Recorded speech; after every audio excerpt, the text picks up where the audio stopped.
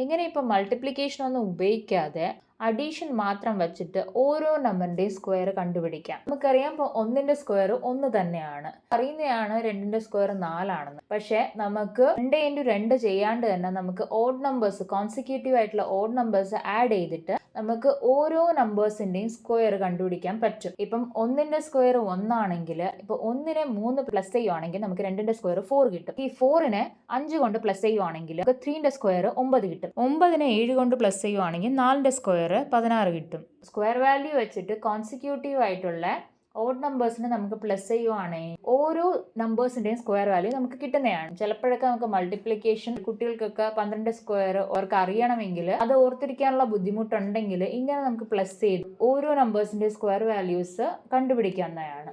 ഇതുപോലെയുള്ള മെത്തേഡ് പലർക്കും അറിയാവുന്നതായിരിക്കാം. എന്തോ നിങ്ങളോട് ഷെയർ ചെയ്യാൻ തോന്നി, അതാണ് ഷെയർ ചെയ്തത്.